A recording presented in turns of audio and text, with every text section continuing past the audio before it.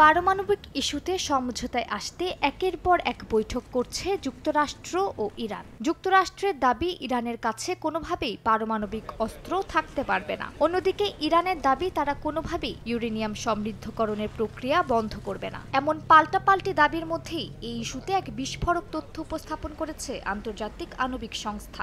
সংস্থাটির এক প্রতিবেদন অনুযায়ী গেল ৩ মাসে উচ্চমাত্রায় সমৃদ্ধ ইউরেনিয়ামের মজুদ ৫০% পর্যন্ত বাড়িয়েছে তেহরান। ফেব্রুয়ারির তুলনায় এখন ইরানের কাছে এ ধরনের ইউরেনিয়ামের পরিমাণ প্রায় ৪০৮ কেজি। এই মজুদকে নজিরবিহীন হিসেবে আখ্যা দিয়ে উদ্বেগ প্রকাশ করেছে IAEA।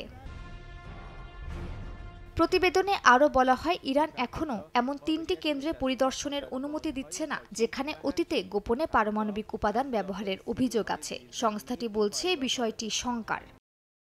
তবে এই প্রতিবেদন প্রত্যাখ্যান করেছে ইরান। দেশটির পররাষ্ট্র মন্ত্রণালয় এক বিবৃতিতে বলেছে, IAEA ইসরায়েলের জাল নথির ভিত্তিতে প্রতিবেদন তৈরি করেছে। তেহরান দাবি করেছে তারা সংস্থাকে সম্পূর্ণ সহযোগিতা করেছে এবং অভিযোগগুলো ভিত্তিহীন ও রাজনৈতিক উদ্দেশ্য প্রণোদিত।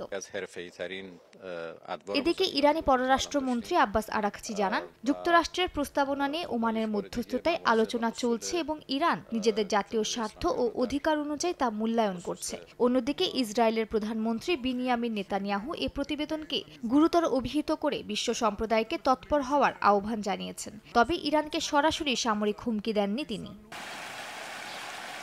বিশ্লেষকদের মতে এটি মূলত আলোচনায় প্রভাব বিস্তারের একটি দ্বিমুখী কৌশল। ইরান যেমন পরমাণু সমৃদ্ধকরণ বাড়িয়ে চাপ তৈরি করছে, তেমনি যুক্তরাষ্ট্র নিষেধাজ্ঞা বা জাতিসংঘে বিষয়টি তোলার মতো পদক্ষেপ নিতে পারে।